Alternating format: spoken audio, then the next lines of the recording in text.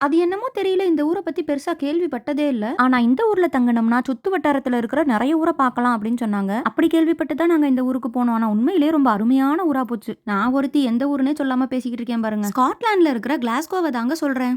Central ஸ்காட்லாண்ட்ல இருக்கிற ஒரு சூப்பரான போர்ட் சிட்டி இது. இங்க ரொம்பவே அழகான ஒரு ரிவர் சைட் மியூசியம் இருக்கு. அதுல தான் இப்ப நீங்க என்ன பார்த்துட்டு இருக்கீங்க. பெருசா மியூசியம்லலாம் இன்ட்ரெஸ்ட் இல்லாத ஆளு தான் நானு. ஆனா இங்க போயிட்டு வந்த சில பேர் சூப்பரா இருக்கும் போயிட்டு வான்னு சொன்னதுனால போனேன். ஆனா போனது நல்லதா போச்சு. எங்க வீட்டு குட்டி வாண்டுக்கு பயங்கர என்டர்டெயின்மெண்ட்டா இருந்துச்சு. இந்த மியூசியம் உள்ள போறதுக்கு என்ட்ரி ஃப்ரீ தான். அந்த காலத்துல இருந்து இந்த காலம் வரைக்கும் இருக்கிற எல்லா விதமான வண்டியும் வச்சிருக்காங்க. ரொம்ப சூப்பரா இருந்துச்சு. கொள்ள கொள்ளையா வண்டி வச்சிருக்காங்க. அந்த வண்டிக்கெல்லாம் பேரு கூட என்னன்னு எனக்கு தெரியல. என்னையெல்லாம் கேட்டா இது ஒரு கார், இது ஒரு ஜீப் அவ்வளவுதாங்க தெரியும். என்னைய கொண்டு போய் இவ்ளோ பெரிய மியூசியம்குள்ள விட்டா அங்க ஒரு சைக்கிள் வச்சிருந்தாங்க பாருங்க. அத்தா பெருசு 4 பேர் ஓட்டுற மாதிரி.